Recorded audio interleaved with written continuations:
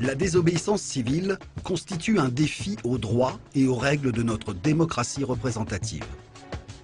Le XXe siècle a été marqué par des actes de désobéissance civile qui ont parfois bouleversé le cours de l'histoire. Gandhi et Martin Luther King en sont devenus les symboles. L'histoire de notre pays est aussi jalonnée par la désobéissance civile. Sous l'occupation, des anonymes ont désobéi aux lois anti-juives de Vichy. Des personnalités publient le manifeste des 343 salopes pour la légalisation de l'avortement. Les paysans du Larzac s'élèvent contre l'implantation d'un camp militaire et les faucheurs d'OGM ont, par leur lutte, contribué à faire changer la loi. Aujourd'hui, dans notre pays, ils sont de plus en plus nombreux à désobéir pour défendre une cause, un idéal. Ils sont médecins, enseignants, paysans, ingénieurs. Âgés de 20 à 85 ans, ils sont de sensibilités politiques différentes. Qui sont-ils? Pourquoi ont-ils choisi de désobéir? Sont-ils un danger pour notre démocratie?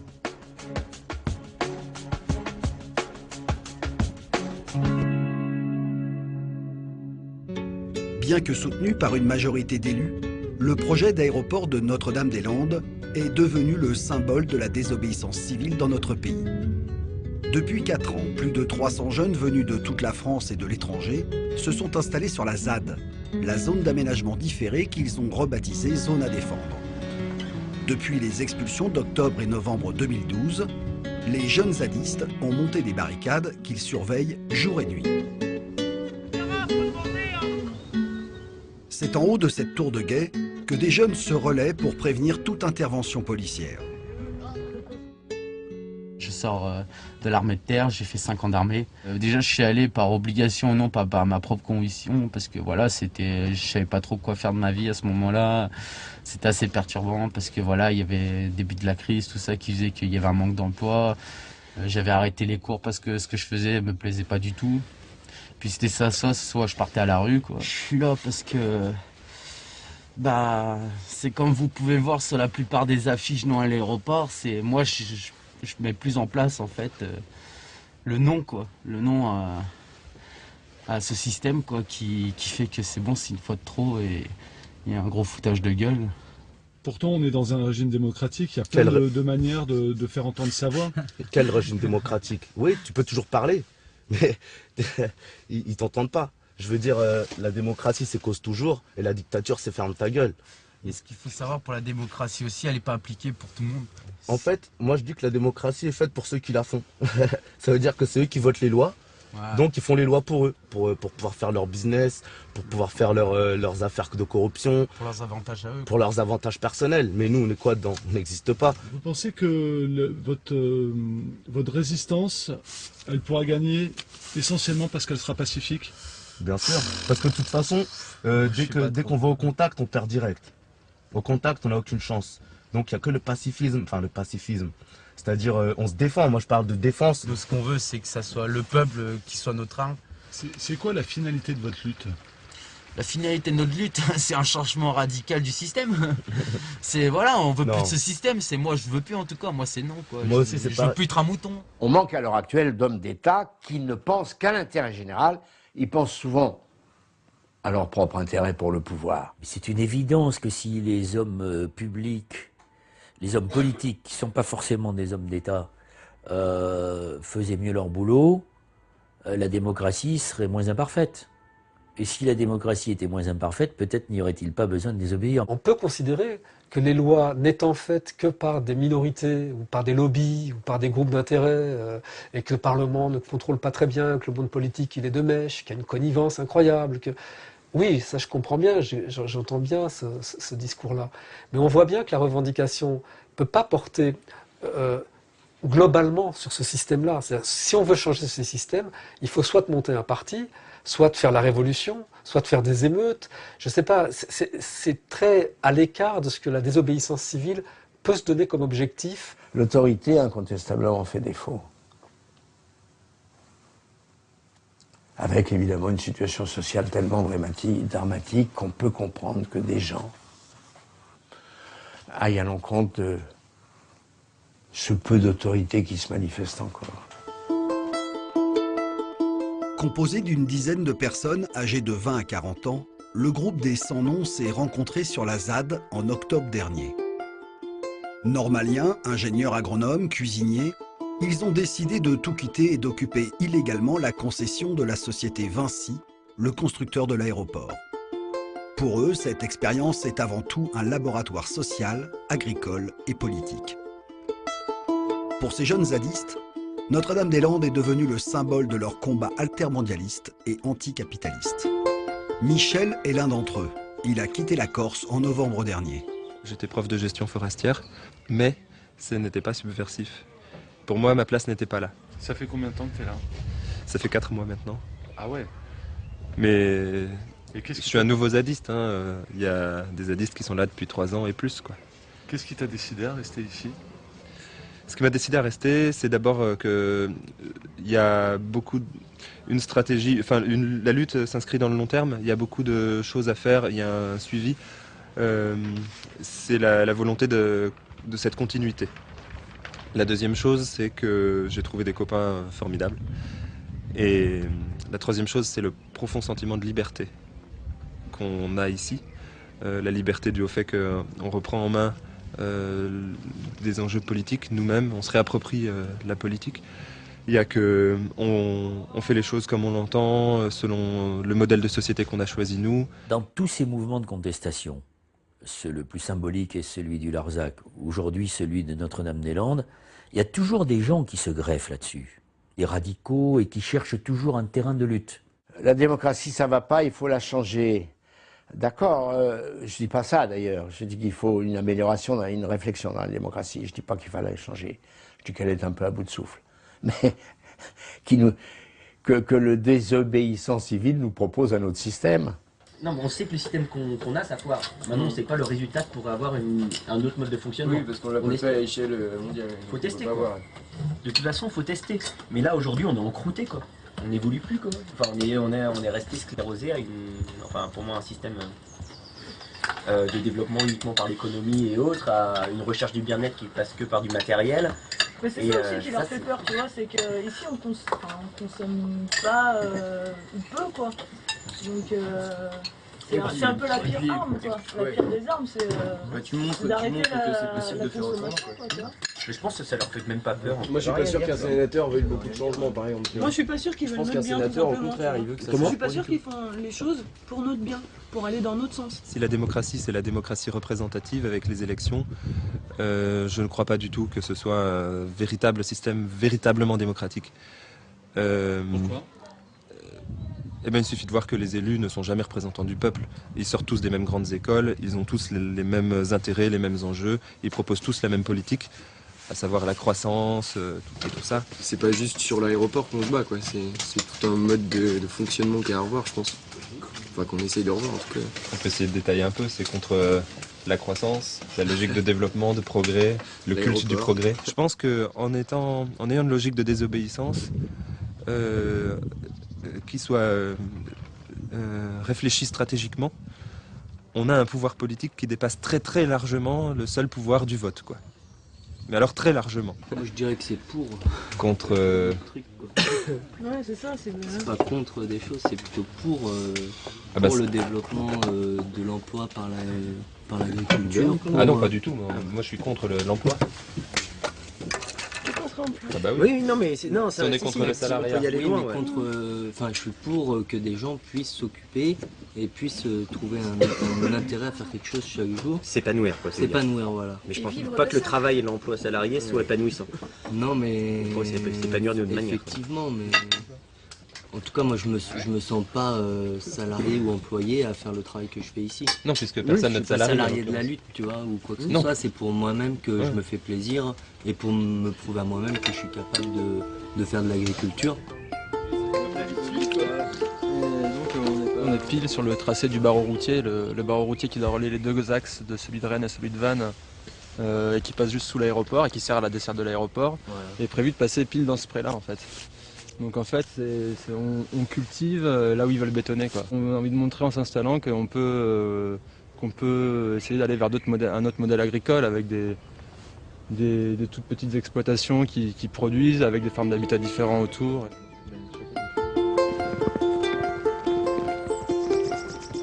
pas comment l'État pourrait considérer un peu nos revendications, mais... Et on ne sait pas aussi à quel point l'État voudra bien nous reconnaître, on ne sait pas à quel point on a envie d'être reconnu par l'État aussi. On peut avoir un peu ces deux dimensions-là aussi, quoi. Parce qu'à quel point on a envie de rentrer dans le jeu de l'État et de rentrer dans ce processus de démarche administrative. Enfin, c'est une question qu'on ne se pose pas pour le moment parce qu'elle n'est pas d'actualité pour nous encore. Mais si le projet s'arrête et que voilà, on veut s'installer sur les terres, la question se posera concrètement, quoi. On partage un petit peu là-dessus. La protection de l'environnement est l'un des thèmes récurrents de la désobéissance civile. Xavier Renoux a fondé le collectif des désobéissants en 2006. Aujourd'hui, cet ancien chargé de campagne de Greenpeace a donné rendez-vous à quelques militants pour une action coup de poing. Leur objectif, faire interdire le Roundup, le pesticide le plus vendu en France. Leur moyen, créer le buzz afin d'interpeller le public et les politiques. Pourquoi Roundup? C'est évidemment pas le seul pesticide dangereux. Pourquoi Castorama? C'est évidemment pas le seul vendeur de pesticides dangereux. La logique de la désobéissance civile, c'est de se donner, au vu des forces qui sont les nôtres et qui sont toujours faibles au départ et qu'on veut évidemment voir grandir, des objectifs clairs, limités et atteignables. Une enseigne représentée partout en France et que tout le monde connaît peut avoir assez vite, à force de pression, l'image de l'enseigne voyou qui, du coup, pour sauver son image, sera contrainte de retirer ce produit de ses linéaires. Un sénateur vert est porteur d'une proposition de loi pour interdire le Roundup. Il a besoin cruellement de soutien populaire pour avoir une petite chance de faire passer quelques éléments de sa proposition. Dans la logique de la désobéissance civile, quand le débat n'a pas lieu dans la société, il a parfois lieu à la barre d'un tribunal. On n'y est pas hostile du tout, on assume absolument tous nos actes. Le risque juridique lui-même est assez faible, c'est-à-dire que bien sûr, il y a trouble à l'ordre public parce que rentrer dans un magasin pour y faire autre chose qu'acheter n'est pas franchement autorisé, mais n'est pas explicitement interdit. La désobéissance, elle est intrinsèquement liée à un système démocratique, parce qu'il faut absolument qu'on puisse passer devant un tribunal pour mettre en procès la loi injuste ou indigne qu'on condamne. Et donc voir à rouvrir dans le débat public la validité ou la légitimité de cette loi. C'est pas simplement faire de l'agitation, se montrer devant les caméras et les journalistes, c'est accepter les conséquences judiciaires de cet acte qui est d'abord un acte politique et dire, puisqu'on ne peut pas s'en expliquer devant les instances démocratiques de notre pays, alors on va s'en expliquer devant la justice. Allez-y, oui, allez-y. Rémi, t'es peut-être un peu plus repéré, je sais pas. Oui, clairement, ouais. Donc voilà, ouais, allez-y.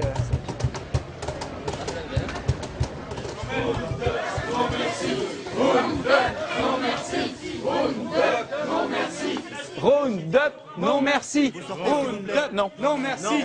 Le Roundup est dangereux pour les enfants, dangereux pour notre santé à tous, dangereux pour notre environnement. Non, merci. Le gérant est venu nous voir, il était OK. Donc, Roundup, non merci. Entendez-vous, c'est vrai ce que je vous dis. Le gérant est venu. Roundup, non merci. Il n'y a plus le petit écran qui passe de la propagande, mais si, le monsieur sympa qui aime la nature et qui met du pesticide partout. Voilà, c'est fourni par Roundup. Ouais. Voilà les fameux Roundup. Le désherbant annuel, je suis pas sûr. Attends, on va vérifier. Ah si, je suis sûr. Voilà. J'en ai mis un là. Non, c'est bon. On voit que les méthodes douces et juridiques ont du mal à donner quelque chose de positif. Donc voilà, essayer de se faire entendre d'une autre manière. Les pesticides sont dangereux pour la santé, pour l'environnement. L'argent ne justifie pas tout. Le citoyen normal, lambda, n'a pas beaucoup de poids et que ce sont que des lobbies financiers qui gèrent le monde. Donc voilà, il faut qu'à un moment donné, on reprenne possession de nos droits. Je crois que ça manque un peu de déco. Bon, quand est-ce que vous les enlevez là? Sérieusement, c'est quand même. Pas moi qui décide. Soyez si accueillants, monsieur. Mais vous pouvez. Enfin, parce qu'à chaque fois, on a des interlocuteurs différents. Enfin, je vous ai déjà vu, mais il y a eu. Cadre différent. Bah oui, mais qui c'est le. Comment ça fonctionne? Il y a bien un gérant. Un directeur sur le millionnaire. C'était pas lui la première fois qu'il s'était un peu énervé. C'est la deuxième fois, d'accord. Et lui n'est pas là aujourd'hui. D'accord, il n'est pas là le samedi. D'accord. Et c'est lui qui décide du coup. Voilà. D'accord. Bon. Bah, vous lui transmettrez, mais vous le savez. Oui, bien sûr, bien sûr. Merci de votre gentillesse en tout cas. C'est un plaisir de venir. On n'est pas en guerre avec des humains. On sait bien que les gens qui travaillent ici ne sont pas tous d'abord décideurs de ce qui s'y vend, et puis ont aussi des loyers à payer, des familles à nourrir. Et on n'a pas à juger les gens pour les parcours qu'ils ont choisis. Quand ils se comportent avec humanité, c'est tout ça de gagner. Nous, on ne vient pas agresser ce monsieur ou tel personnel. On vise une enseigne, un groupe financier. Retirez le Roundup des linéaires. On va voir si cette nouvelle action, qui est encore somme toute assez gentille, eh bien elle suffit à leur faire comprendre qu'on peut devenir une vraie nuisance et que bah, c'est nous ou le Roundup. Allez, on fait un petit tour. Le dernier tour, hein. Vous avez un rendez-vous peut-être? Des caisses? Oui. Il n'y a pas des caisses? Non. Non, pas cette fois. Mais ça viendra, ça risque de venir. Parce que... Chaque jour en son chose. Oui, mais là, non, pas aujourd'hui. Mesdames et messieurs, cette enseigne Castorama vend Roundup, le pesticide de Monsanto. Monsanto, c'est les OGM, la dioxine, l'agent orange au Vietnam. C'est pas des humanistes, c'est pas des gens qui se préoccupent de votre santé. N'acceptez pas tout de votre magasin. Merci de votre attention, excusez-nous du dérangement, il n'y a rien de personnel, mais vraiment il y a des choses qu'on ne peut pas laisser faire. À bientôt. Il y a des évolutions, d'abord de la loi simple, de la loi, compte tenu de certaines évolutions politiques, de modifications de majorité, etc., voire de modifications constitutionnelles qui sont immanquablement conduite, amenée par des réactions justifiées de l'opinion. Un acte de désobéissance confidentielle, ça ne sert à rien. Donc je crois qu'il faut que les choses soient bien claires. Il faut que ça tombe tout de suite dans l'espace public. Ça agit sur l'opinion et l'opinion, elle peut agir sur les politiques. Donc à un moment donné, ça les fait bouger. Mais ça peut durer très longtemps. Retour à Notre-Dame-des-Landes, où la ferme de Bellevue est occupée illégalement depuis plusieurs mois par des paysans. Jour et nuit, ils se relaient afin d'éviter sa destruction. Après un premier avis d'expulsion prononcé en janvier 2013, 8 paysans ont été contraints de quitter les lieux. Le jour même, 10 nouveaux arrivants venaient les remplacer. Ce matin, paysans et jeunes zadistes sont unis plus que jamais en attendant le rendu du procès.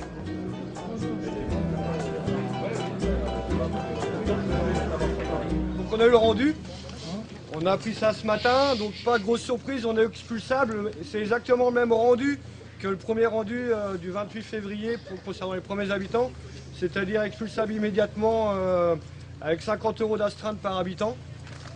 Alors sachant qu'à Géo, dans sa deuxième demande, c'était 1 000 € par jour et puis 20 000 € de dommages et intérêts. Donc voilà, il n'y a que 50 €. Donc on n'est plus protégé juridiquement.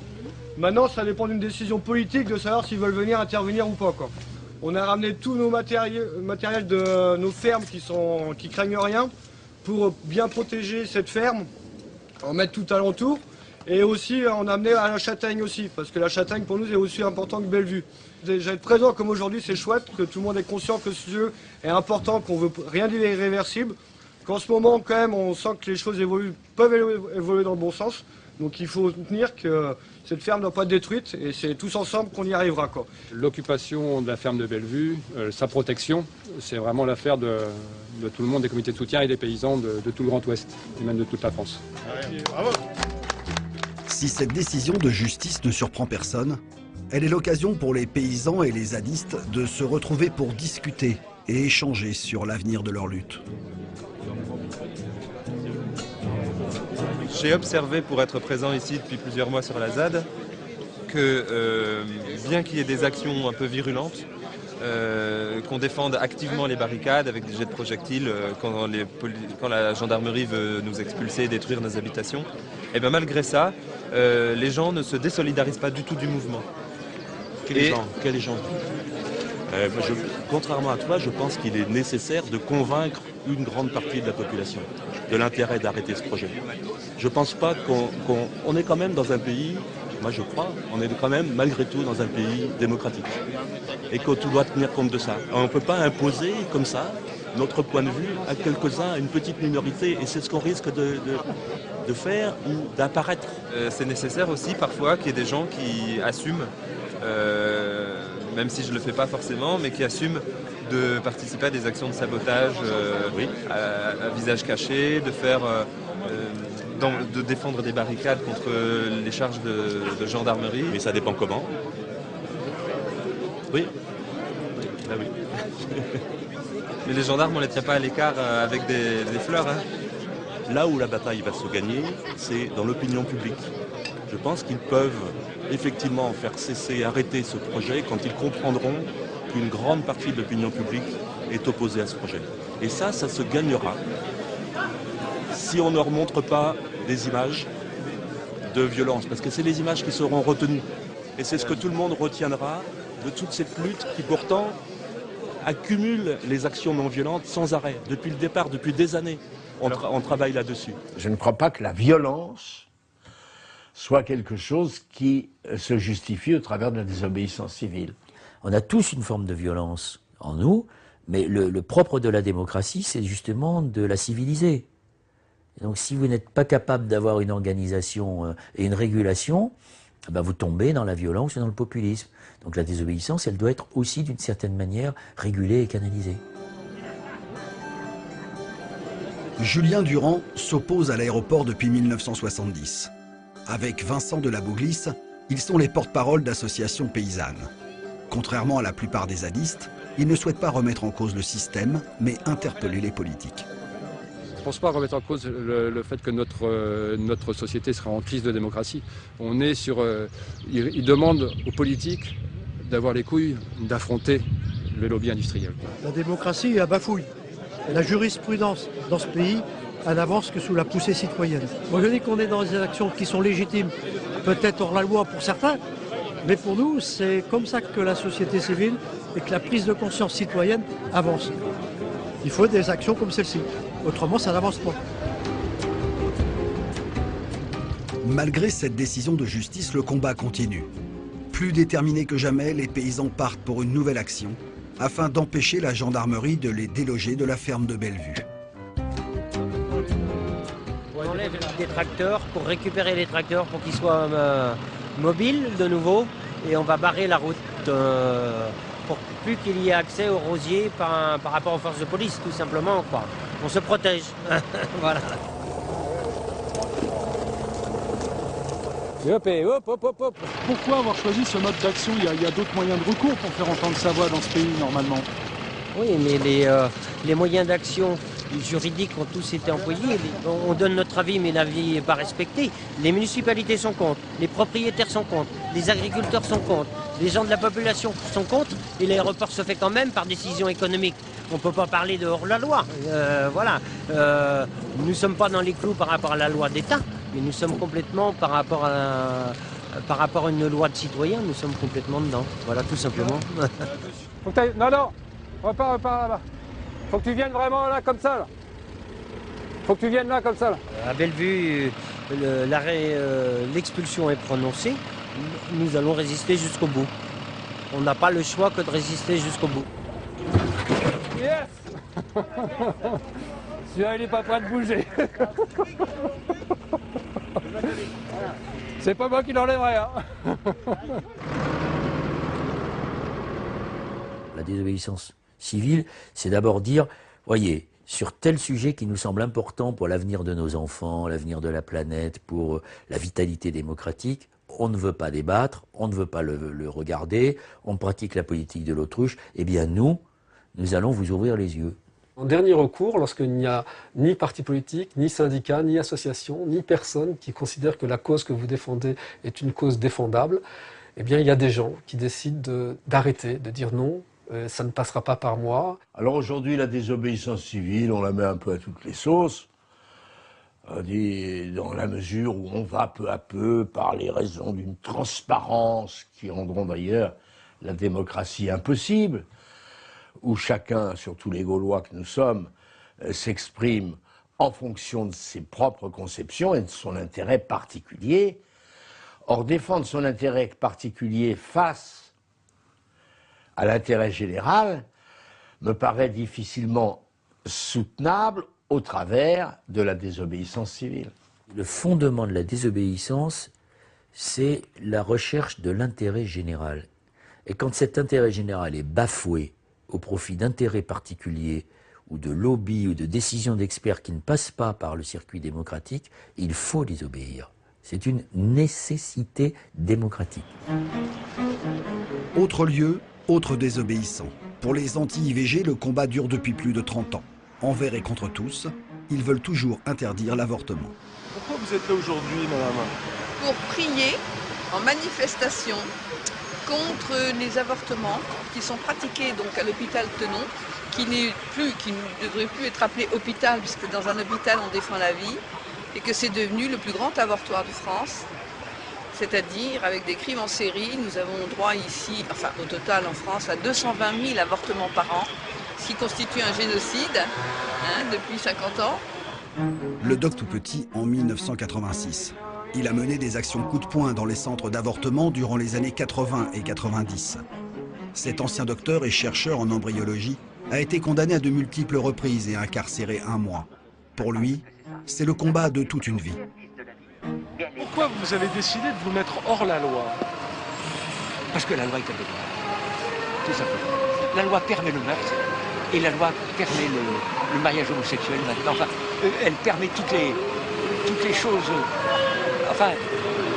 qui sont contre la raison et contre la foi. Cet endroit est chargé d'histoire pour vous, l'hôpital Tenon. Oui, oui. Pour plusieurs raisons. C'est le premier hôpital où nous avons été, quand nous avons commencé nos occupations du centre d'avortement. Avant, nous étions plus près de l'entrée de l'hôpital. On nous a un peu relayés ici. C'est que, je peux vous dire, nous ne sommes pas désirés, vous l'avez compris. Donc c'est une raison de plus pour revenir sur place. Et mon Dieu, autant que nous pouvons, prier pour tout ce qui se passe ici. Voilà. Je vous salue Marie, pleine de grâce. Le Seigneur est avec vous. Vous êtes bénie entre toutes les femmes. Et Jésus, le fruit de vos entrailles. Oui, tout se passe au nom de la liberté, vous avez bien compris. Liberté, liberté, liberté, dont on peut blasphémer. Alors ici même, vous avez vu, sur le sol, vous avez marqué Jésus-Christ instérilé. Ce qui veut dire que la Sainte Vierge aurait peut-être dû ne pas avoir cet enfant. Vous voyez, ils imaginent. Et ça, c'est luciférien. Je pense que c'est satanique, directement.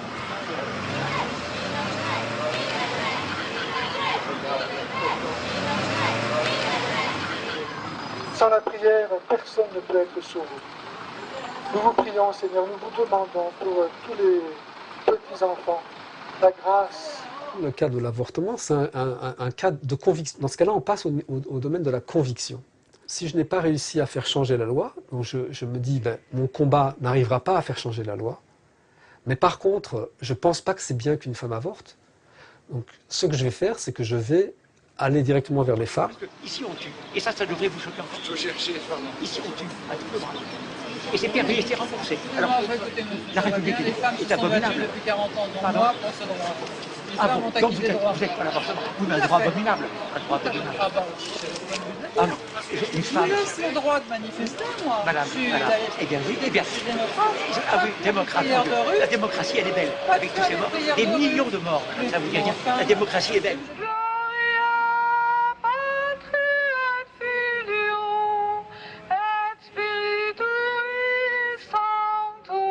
La première intervention qu'on a fait dans les hôpitaux, c'était à Tenon. Et c'était le 10 janvier. Et alors, quand on est arrivé là-bas, une femme nous a dit, mais elle dit, c'est pas ici qu'il faut aller, parce que si la loi a été votée à la Chambre, adressez-vous à la Chambre directement. Alors, on a dit, mais voilà, nous pensons que le chemin de la Chambre passe par les centres d'avortement. On n'avait pas plutôt dit ça que dans les jours qui ont suivi à la Chambre, intervention de Guy Ducolonnet. Comment se fait-il des individus qui rentrent dans un centre de soins, qu'est-ce que ça veut dire? Il y a des lois qui doivent protéger. Guy Ducolonnet, franco-communiste.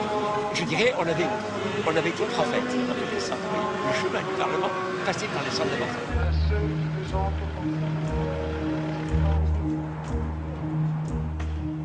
Nous retrouvons le docteur Dor à son domicile, avec l'avocat qui défend son association. Ensemble, ils reviennent sur certaines de leurs actions passées. On a été arrêtés souvent, parce qu'on allait donc, on allait manifester malgré l'interdiction. On avait vu que l'interdiction n'était pas une raison pour s'arrêter, au contraire. Mais là où on a gagné, où c'était merveilleux, c'était en 99, en juin, je crois, 99, vous avez obtenu du juge. Enfin, il vous a écouté, il nous a écoutés. Il y a eu effectivement un certain nombre d'annulations par les tribunaux administratifs de Paris et de Versailles, d'arrêtés qui avaient interdit vos manifestations. Alors que c'est inscrit dans la Constitution, n'est-ce pas, le droit absolu, enfin le droit à la liberté absolue d'expression dans la publique. Alors, il est certain que dans la DDHC de 1789, c'est-à-dire la Déclaration des droits de l'homme et du citoyen, il y a ce fameux article 2 qui prévoit comme un droit absolu la résistance à l'oppression. Bon, vous le connaissez certainement. Article 2, le but de toute association politique est la conservation des droits naturels et imprescriptibles de l'homme. Ces droits sont 1. La liberté, 2. La propriété, 3. La sûreté, 4. La résistance à l'oppression. Alors, qu'est-ce que l'oppression? Évidemment, c'est très difficile à déterminer. Il y a toute une série d'autres dispositifs dans le droit qui permettent de ne pas appliquer une loi ou d'enfreindre une loi en étant couverts juridiquement. Les groupes qui manifestaient contre l'IVG se sont réclamés de ce droit-là, du droit de la nécessité, qui faisait qu'on mettait en péril le fœtus, enfin le petit bébé à naître, et donc qu'ils avaient le droit de désobéir. L'État doit être dans le fondement naturel et surnaturel autant que possible. Vous voyez, bon, on ne le force pas à être surnaturel, mais au moins naturel, au moins. Et je dirais tuer des enfants, je dirais, alors là, ça tombe sous le sens. Je dirais, tous ces morts au nom des droits de l'homme, je dirais, ça vous montre le caractère satanique des droits de l'homme. Je le dis bien, le caractère satanique des droits de l'homme. Vous voyez. Alors, moi, je veux bien une démocratie, si vous voulez, mais qu'elle respecte les droits divins et les droits naturels. Voilà. Si c'est ça la démocratie, il faut qu'elle soit rejetée. Ceux qui désobéissent pour faire avancer la société pour plus d'égalité, ceux-là sont la recherche de ce qui est juste. Ceux qui, par exemple, vont faire le coup de main dans des cinémas parce qu'ils considèrent que ça porte atteinte à l'image de Dieu, ceux qui vont aller dans des cliniques qui sont contre l'avortement, ça, c'est pas de la désobéissance. Ça, c'est de la réaction. La religion n'a rien à faire dans l'espace public. On est dans un pays laïque. Donc, c'est porter atteinte à la liberté d'expression. Donc, c'est de la réaction, ce sont des réacs. Yvan Gradis milite pour un changement de la réglementation sur l'affichage de la publicité dans les lieux publics. En 2000, il lance un appel au barbouillage des panneaux publicitaires. Il intègre le collectif des déboulonneurs dès sa création en 2005. Ce collectif prône la désobéissance civile et souhaite l'ouverture d'un débat national sur l'invasion de la publicité dans l'espace public. Je suis venu entendre le jugement rendu par la 12e chambre correctionnelle pour le procès de 6 barbouilleurs, dont moi, qui a eu lieu il y a exactement un mois, le 25 février, et qui est le 19e procès du collectif des déboulonneurs au niveau national et le 8e à Paris.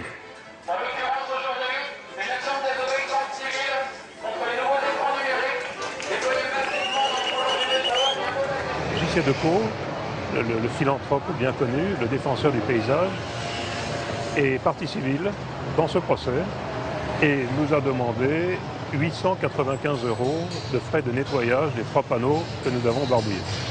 Et la procureure, elle a requis 200 € contre nous 6. La phrase la plus importante du réquisitoire de la procureure a été, à mon avis, quand elle a dit que nous n'étions pas, que la justice n'était pas, dans notre cas, face à une délinquance classique, mais à une résistance non violente.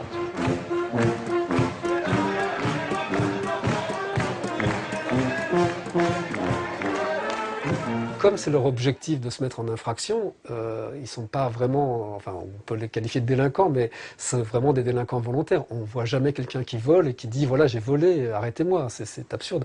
Un délinquant c'est quelqu'un qui essaie de fuir la justice. Dans ce cas-là, c'est des délinquants qui justement visent à être arrêtés par la justice pour qu'il y ait un procès, pour qu'on discute de ce dont il est question. Pour Yvan Gradis et le collectif des déboulonneurs, une relaxe constituerait une grande victoire. Elle leur permettrait d'interpeller les pouvoirs publics afin de faire changer la loi sur l'affichage publicitaire. Alors quel était le jugement, dites-moi? Donc, les 6 barbouilleurs d'affiches publicitaires ont été relaxés sur l'argument, l'émotion que j'oublie, l'état de nécessité. C'est la première fois. À la sortie du jugement, Yvan Gradis est rejoint par 2 autres militants. Si le rendu du jugement constitue une grande victoire, il ne compte pas s'arrêter là. C'est l'aboutissement, c'est l'étape ultime à laquelle nous, on peut arriver. C'est-à-dire que depuis la création du collectif, on explique l'action de désobéissance civile par l'ultime recours, parce que le fonctionnement démocratique classique, la manière dont la société s'organise pour avoir un débat, pour faire avancer un sujet, pour prendre des décisions quand un problème est mis sur la table, ne fonctionne pas dans le cadre de la publicité. Une relaxe, c'est la justice qui reconnaît que oui, à un moment donné, malheureusement, on a eu raison, on a dû utiliser ce moyen de désobéissance civile. Et là, aujourd'hui, c'est encore dit de manière plus claire que la première fois, puisque l'état de nécessité est reconnu. Ce qui veut dire que nous n'avions pas le choix, nous étions légitimes à employer un moyen illégal pour faire avancer une cause qui est plus grande que ce que nous transgressons. Donc ce message doit très clairement être entendu par les pouvoirs politiques. S'il ne l'est pas, ce ne sera qu'une fois de plus la preuve que le fonctionnement démocratique, malheureusement, est complètement bloqué et complètement verrouillé. La justice peut dire, bon, je vous acquitte, et le fait d'avoir été acquitté peut, par ricochet, revenir au législateur qui dit, bon, mais si le droit a dit, qu'est-ce que je dois faire? Les gestes de désobéissance sont d'abord montrés du doigt par l'ensemble du personnel politique qui n'aime rien tant que le politiquement correct. Alors, est-ce que ça fait changer les choses dans l'hémicycle? À court terme, non. À moyen terme, oui. Dans les années 2000, la région de Calais fut le théâtre d'actions de désobéissance. C'est ici qu'affluent chaque mois des dizaines de migrants clandestins. Choqués par le sort de ces migrants, des anonymes et des associations décident de leur venir en aide. Sous peine de lourdes sanctions, pouvant aller jusqu'à la prison, ils décident d'enfreindre la loi sur le délit de solidarité. Ces actes de désobéissance civile ont obligé les pouvoirs publics à changer cette loi en janvier 2013. Jean-Claude Lenoir a été de cette lutte pendant plus de 10 ans. Alors on est sur l'ancien site de Sangatte, qui était donc un espace dédié aux migrants. Donc c'était un ancien hangar qui avait servi pour la construction du tunnel, la partie béton. Et en fait, le gouvernement l'a dédié aux migrants en le mettant en gestion à la Croix-Rouge à l'époque. Et puis avec la fermeture de Sangatte, le hasard, c'était un hiver très très pluvieux. Alors, et puis très très pluvieux, mais et quand je rentrais du travail entre midi et 2, je rencontrais des migrants. Et d'une façon tout à fait naturelle, ils s'abritaient près du garage où j'habitais. Et je les faisais rentrer, prendre une tasse de thé, sécher leurs vêtements, etc. Donc à l'époque, c'était le fameux délit de solidarité. Et au moment où je m'apprêtais à partir et à dire aux gars que j'allais travailler, les CRS se sont rués sur les 3 ou 4 migrants qui étaient venus boire une tasse de thé à la maison et les ont vraiment violentés. Donc je suis intervenu parce que je trouvais ça scandaleux. Et alors ils m'ont emmené au commissariat, direct par les rues, menotté, etc. Enfin, un scandale. Et ça m'a vraiment outré, quoi. Et donc on s'est créé en association, on a non déclaré au départ, on a fonctionné d'une façon plus collective. C'est comme ça que ce professeur de voile est devenu président de l'association Salam en 2002. Forte de plus de 300 membres, cette association distribue des repas, des vêtements, accompagne les migrants dans leurs démarches administratives et leur procure des soins. Comme chaque soir depuis 10 ans, Jean-Claude et des bénévoles se préparent à distribuer plus d'une centaine de repas. Slowly. Quietly, please.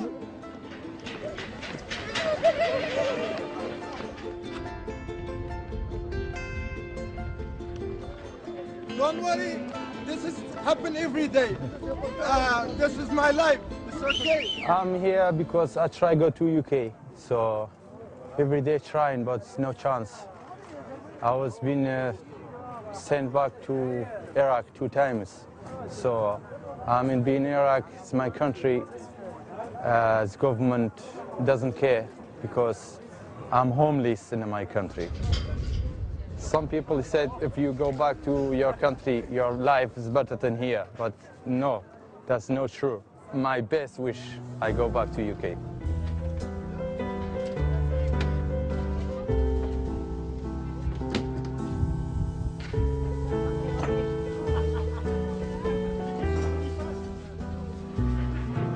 De voir tous les jours des gens dans la misère, sans nourriture, harcelés, etc.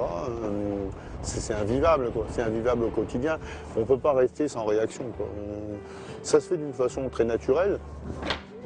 Moi, à titre personnel, je suis resté 1 an et demi sans carte d'identité, sans le droit de rien faire, mis en examen, alors que c'était du bluff, alors que finalement j'ai été relaxé. Une fois, on m'a même accusé contre 12 CRS d'avoir voulu les tabasser et de m'être déshabillé volontairement en plein hiver. Bon, j'ai été relaxé là encore, mais je veux dire, c'était vraiment de l'intimidation pour nous faire arrêter. Ça a été des moments difficiles, des moments violents. Ça a été des moments réconfortants parce qu'il y avait une solidarité. Et puis, c'est un engagement quelque part et on sait pourquoi on le fait. On était tellement sûr d'être dans notre bon droit et tellement scandalisé par ce qui est arrivé. Et tellement honteux aussi de ce qui arrivait quand même. C'était pas très glorieux, c'est pas très glorieux pour une démocratie. Si c'est de considérer la désobéissance civile quelqu'un qui refuse la loi, à ce moment-là, je ne crois pas qu'on puisse parler de désobéissance civile. On est dans un système représentatif, la loi est votée, on doit appliquer la loi. Si par contre, pour d'autres raisons extérieures, l'application de cette loi vous met en difficulté avec votre propre conscience, on peut très bien comprendre que les circonstances étant ce qu'elles sont, il y a une sorte de désobéissance qui se justifie, mais encore une fois, au travers de la conscience. Je pense que la désobéissance, même dans un régime démocratique comme le nôtre, qui a ses défauts, mais qui est quand même d'abord un régime démocratique, c'est un outil indispensable, quand c'est nécessaire. Ce qui est magnifique quand même dans la désobéissance, c'est que c'est vraiment une action qui vient d'une conscience morale extrêmement forte et irrémissible. C'est-à-dire, non, par moi, non, ça c'est pas possible. Et ça c'est assez beau et je pense que ça éveille en chaque citoyen, cette idée de savoir mais pourquoi moi je ne le fais pas aussi. Sabrina Gérard a été aide pédagogique pour enfants autistes. Cette mère de 3 enfants travaille depuis 1 an comme bénévole à plein temps au sein de l'association Salam. Quelle a été ta motivation pour arriver à Salam? C'est les voir comme ça dans la rue tous les jours, le froid, de voir ce qu'ils vivent, puis te dire que toi, tu es confortablement dans ta petite maison, avec toutes tes petites choses là, qui ont vachement de l'importance, ta télévision, et puis tout compte fait, c'est pas ça la vie. Si je peux arriver à leur apporter ne serait-ce que 5 minutes, 10 minutes, un sourire, voilà. Ben, j'ai gagné ma journée, moi. Ici, moi, je trouve que les droits de l'homme sont bafoués. Et non, et on doit se révolter contre ça. On n'a pas le droit de laisser faire des choses comme ça. Pourquoi on n'a pas le droit de tendre la main à son prochain? Enfin, s'il y avait toujours eu que des gens qui obéissaient, la France, elle n'aurait jamais bougé, et puis le monde non plus, quoi.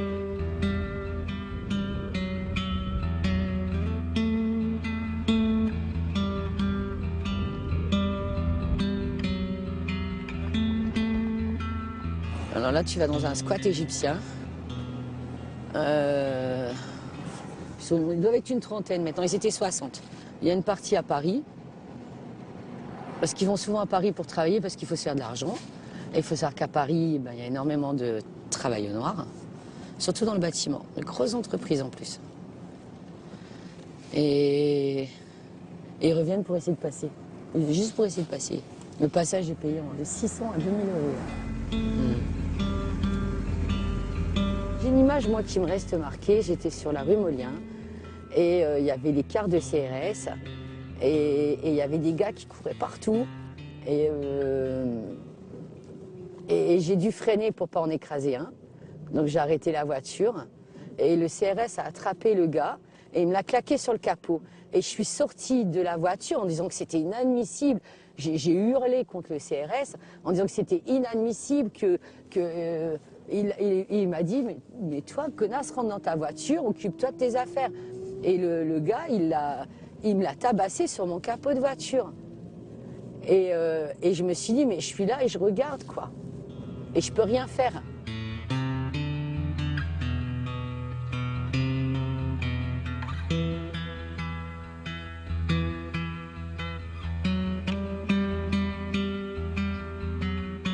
On y arrive.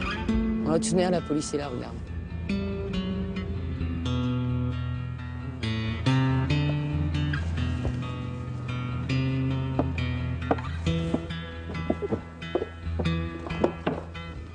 Azan, Fox, vous êtes là? Bonjour. Oh, regarde. Attends. Tiens, je vous donne ça. Vous allez bien? Tiens, je vous amène le petit-déj. Bonjour, ça va? Ça va, bad boy? Tu l'as mis où? Donne. Ah, merci. Tu viens encore? Ouais, j'ai dû attendre pour rentrer. Tu viens encore de la police? Non, la police, je l'ai vu partir il y a quoi, 10 minutes. Ouais. Tous les jours maintenant, ils viennent. Ça devient incroyable. Tu trouves ça normal que les gens qui vous aident, ils fassent parfois de la garde à vue? Non, pas du tout. Ça, pas le normal. Il y en a le corps très beau, et pour donner pour manger les personnes. Hein. Pourquoi essayer pour les aider, les personnes. Pourquoi pour vivre. Tu vis, regarde comment ils vivent. Normalement, une personne devrait y avoir le droit comme en français. En français, si tu viens dans nos pays, si tu viens en Afghan, si tu viens à Grèce, si tu viens quelque part, c'est regarder très bien, c'est regarder très gentiment. Et ici, c'est regarder les personnes que tu viens en France, c'est regarder très mal.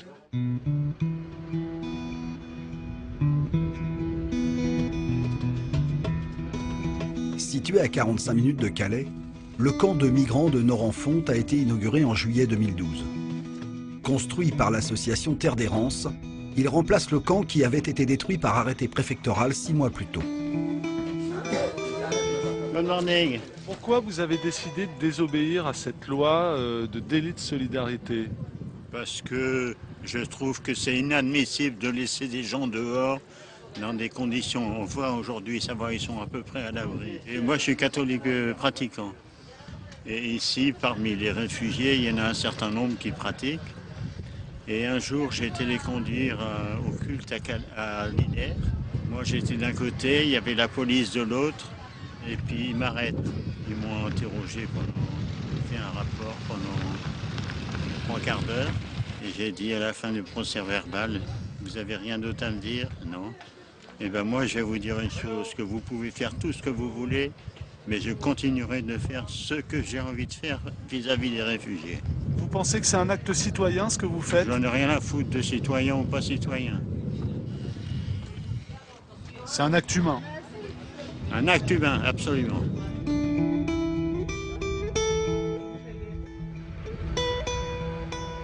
Marc Boulnois est le maire de Norenfonte. Il a fondé l'association des élus hospitaliers suite à l'injonction de destruction du premier camp de migrants de sa commune. J'ai été mis régulièrement, moi, en demeure de faire des démontages de camps. On a fait peser sur la commune le fait de devoir payer des destructions que l'État avait réalisées. Et donc on a régulièrement débattu avec les autorités administratives. On a fait valoir qu'il y avait des lois supérieures, hein, les droits de l'homme, la Constitution, ce qui est notre droit fondamental. Je pense que résister parfois à l'injustice, parce que c'était le cas flagrant ici, est un acte effectivement citoyen, un acte politique au sens noble, de poser à un moment donné des repères, de se dire qu'est-ce qui fait sens dans notre société. Et est-ce que vous pensez que ce type d'action peut contribuer à faire changer une loi? La preuve, c'est que la loi que vous faites référence sur le délit de solidarité, le gouvernement actuel l'a supprimée ou l'a abolie. Et je pense que les élus hospitaliers ont pesé sur les partis politiques à un moment donné pour faire que des bénévoles, à un moment donné, des élus, à d'autres moments, ne soient plus inquiétés sur la solidarité et puissent le faire de façon libre et reconnue même.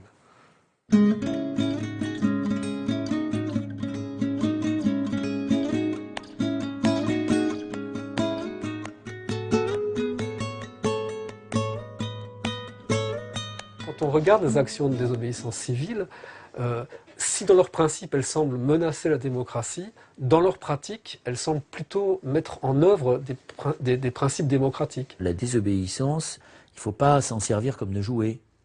Ce n'est pas quelque chose qu'on peut répéter comme ça. Ça ne peut pas se banaliser. Ça a d'autant plus de force que c'est rare et que ça concerne des sujets sur lesquels la société, enfin les hommes politiques, ne veulent pas débattre. Aujourd'hui, est-ce qu'il ne faut pas se poser le problème de la démocratie elle-même, où précisément elle ne peut plus permettre d'avancer? En cette période de crise, de mondialisation, où les repères démocratiques sont bousculés partout dans la vieille Europe, les actes de désobéissance civile se multiplient. Le risque de la récupération de ces mouvements à des fins populistes, anarchiques, voire religieuses, n'est évidemment pas à écarter. Mais si dans les faits, la désobéissance civile semble être un danger pour nos institutions, elle est en réalité constitutive d'un système démocratique dont elle montre parfois les limites.